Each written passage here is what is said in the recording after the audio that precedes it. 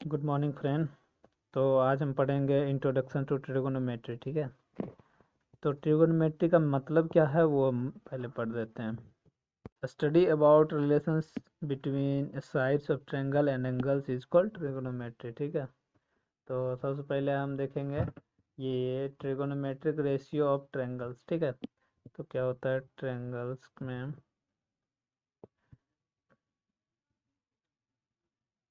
Trigonometric of trigonometric ratio of triangle. ठीक है,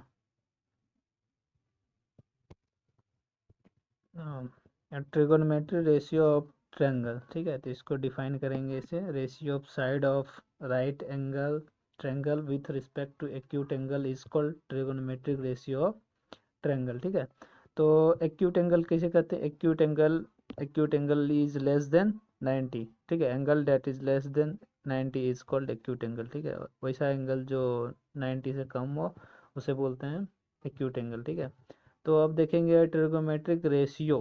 ठीक है, ट्रिगोनोमेट्रिक रेशियो देखने के लिए सबसे पहले हम एक्यूट एंगल एक राइट एंगल ट्रायंगल वाला ड्रॉ कर रखे हैं। ठीक है, तो जिसमें angle A is theta, theta is less than 90 degree. ठीक है, फिर A B C is a triangle, right angle triangle. ठीक है, और राइट एंगल बनाता है सी पे। ठीक है, सी पे राइट एंगल बना लिया, तो हम डिनोट कर देते हैं ए बी को एच से डिनोट कर देते हैं। ए बी को क्या बोलते हैं? हाइपोटेन्यूज।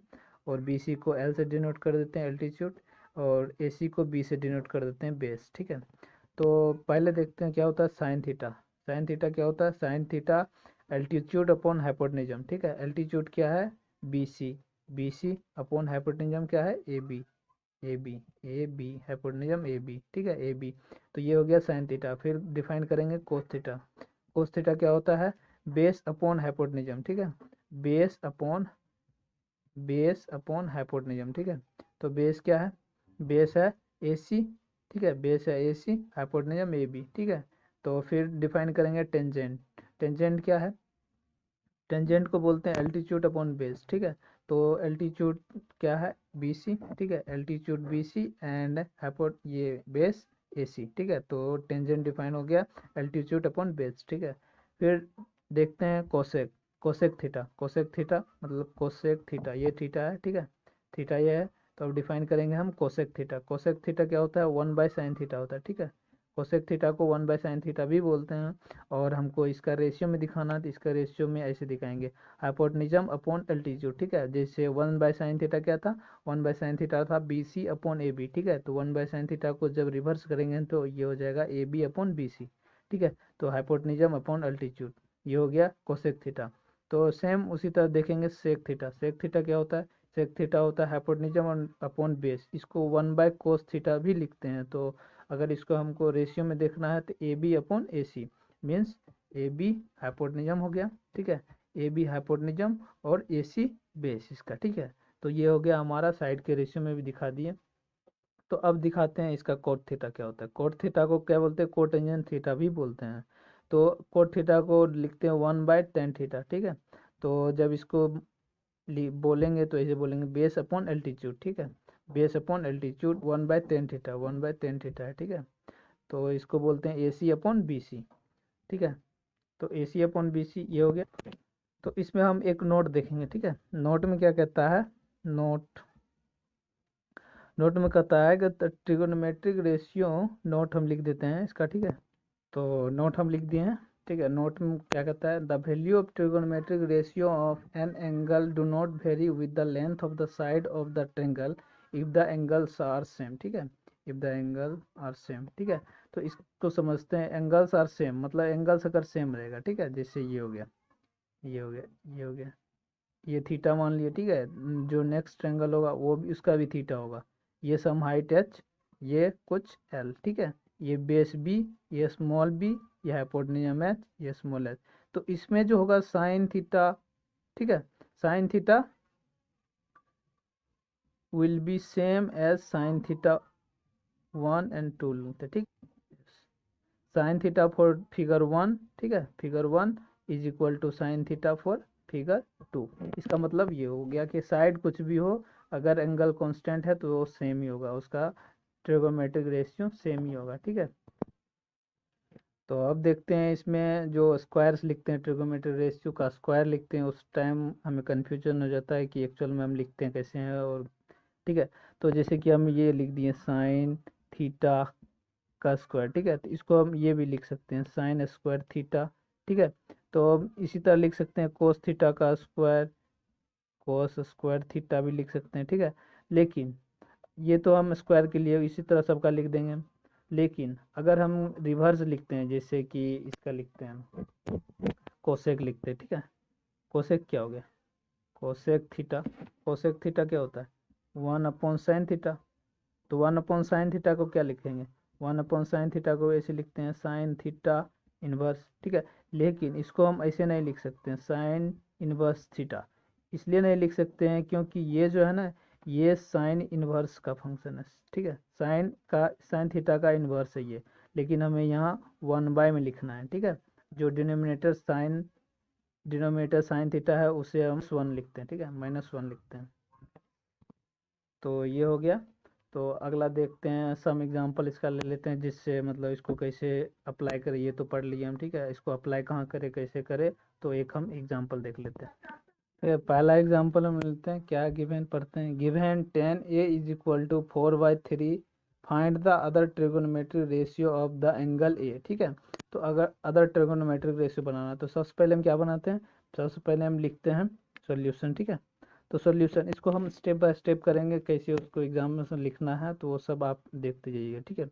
तो सबसे पहले लिखेंगे गिवन क्या है, ठीक है, गिवन गिवन गिवन क्या दे रखा है 10a = 4/3, 10a = 4/3 दे रखा है, ठीक है। तो सबसे पहले हम ये देखें कि ये 10a दे रखा है, रेशियो में दे रखा है, तो इसका मतलब ये होगा कि ये राइट एंगल ट्रायंगल एक्यूट वाला है, ठीक है। तो हम सबसे पहले साइड में एक फिगर ड्रॉ कर लेते हैं, तो यहीं ड्रॉ कर लेते हैं, ठीक है, सामने में ड्रॉ कर लिए, ठीक है। ABC नाम भी रख लिए, ठीक है। तो ये ट्रायंगल हो गया ए, ठीक है, ये ट्रायंगल है ए, ठीक है। तो इसको हम ऐसे रहने देते हैं, कुछ लिखते नहीं है, ठीक है। तो ये हो गया। तो इसमें क्या होता है, पहले हम इसको ये फार्मूला से देखते हैं कि 10a = क्या हो गया, 10a इज BC/AC, ठीक है। ये हो गया हमारे फार्मूला से हमें याद है, ठीक है। तो BC/AC, तो BC/AC = 4/3। तो ये 4/3 लिखा हुआ है, तो इसमें क्या होगा, रेशियो में सब कांस्टेंट भी होगा, तभी तो ये कट गया। तो हम क्या करते हैं, लेट या लिख लेते हैं, ठीक है, लेट रेशियो कांस्टेंट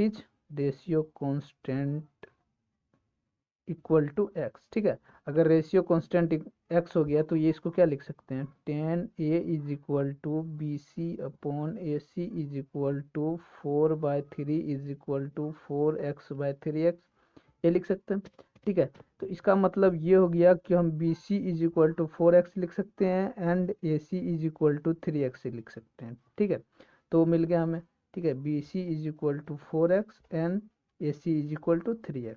तो हम अब लगाएंगे पाइथागोरस थ्योरम। पाइथागोरस थ्योरम क्या कहता है, तो पाइथागोरस थ्योरम अगर हम लगाएं ट्रायंगल ABC पे, ट्रायंगल ABC पे लगाएं अगर हम पाइथागोरस थ्योरम, तो क्या हो जाएगा, AB = √BC का स्क्वायर प्लस AC का स्क्वायर, ठीक है। तो अब देखते हैं AB तो हमें दिया नहीं है, ठीक है। तो AB = क्या हो जाएगा, BC का वैल्यू क्या है, तो BC का वैल्यू है 4x का स्क्वायर प्लस AC का वैल्यू क्या है 3x का स्क्वायर, ठीक है। तो इसको जब हम करेंगे तो ये क्या हो जाएगा 16x² प्लस 9x², ठीक है, = √25x²। √25x² को अंडर रूट जब करेंगे तो इसका सोल्यूशन हो जाएगा 5x, ठीक है, 5x हो गया। तो हमें AB का वैल्यू भी मिल गया, ठीक है। तो AB का वैल्यू मिल गया, तो हम फिर से नया फिगर ड्रॉ करते हैं। नया फिगर क्या हो गया, नया फिगर ऐसे हो गया ABC, ठीक है। तो ये है 4x, ये है 3x, ये हो गया 5x, ठीक है। तो दे रखा है 10a = 4/3, ठीक है। तो अब हम फार्मूला लगाते हैं, साइन ए = क्या होता है, साइन A = BC/AB, ठीक है।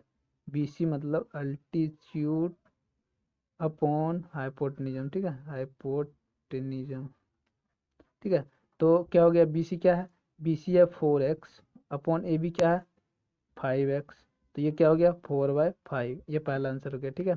तो अब देखते हैं इसके लिए अगला क्या है, cos A is equal to क्या हो गया AC अपॉन AB, ठीक है। तो AC क्या है BS अपॉन हाइपोटेनिज्म, ठीक है, हाइपोटेनिज्म।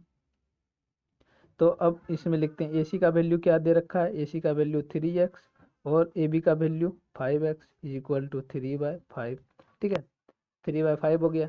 तो अब हम देखते हैं कोसेक क्या होता है, ठीक है। तो cosec cosec is equal to क्या होता है 1/sin थीटा, ठीक है। तो 1/sin ए लिख देते हैं, कोसेक ए 1/sin ए, तो 1 बाय, तो साइन ए क्या है, साइन ए हमें दे रखा है, साइन ए 4/5, ठीक है, 4/5 डायरेक्ट हम लिख देते हैं 4/5, 4/5 ये हो जाएगा 5/4, ठीक है। तो इसको हम ऐसे भी लिख सकते हैं, तो ऐसे कैसे लिखेंगे, ये B अपॉन BC, ठीक है। तो इससे भी आ जाएगा 5x upon 4x is equal to 5/4, मतलब दोनों तरीका से सेम ही आएगा, ठीक है। तो अब देखते हैं क्या है, सेक ए, सेक ए को क्या लिखते हैं 1/cos A, ठीक है, 1/cos A, कोस ए का वैल्यू निकला है क्या 1/3/5, ये हो गया cos A, sec A is equal to 1/cos A is equal to 1/3/5, ठीक है। तो इसको ये आ गया 5/3। तो हम ऐसे भी इसको लिख सकते हैं ए बी अपॉन AC भी लिख सकते हैं, ठीक है, AB अपॉन AC। तो AB का वैल्यू क्या हो जाएगा 5x और AC का वैल्यू क्या हो गया 3x, तो ये हो गया 5/3, मतलब दोनों केस में सेम ही आ रहा है, ठीक है। तो अब देखते हैं कोट, कोट क्या होता है, ठीक है। तो cot cot A is equal to 1/10A, ठीक है। तो 10A बराबर दे रखा है 4/3, ठीक है। तो 1/4/3 इज इक्वल टू 3/4, ठीक है। तो ऐसे भी हम इसको लिख सकते हैं cot A is equal to AC upon BC, AC upon BC। तो ये हो गया, AC का वैल्यू क्या दे रखा है 3x और BC का वैल्यू दे रखा है 4x, तो क्या हो गया 3/4, तो ये हो गया आंसर, ठीक है। तो इसी तरह हम सारे देख रखे हैं, ठीक है। तो सबसे बड़ी बात है इसमें फार्मूला याद रखना होगा, तो फार्मूला हम लिख दे रखे हैं, ठीक है। तो आज के लिए बस इतना ही, धन्यवाद, और देखते हैं अगला लेक्चर्स में फिर आगे का। तो अगर जिसने जो भी इस चैनल पर नए हैं सब्सक्राइब कर दीजिए और आगे लेक्चर्स भी देखेंगे, ठीक है।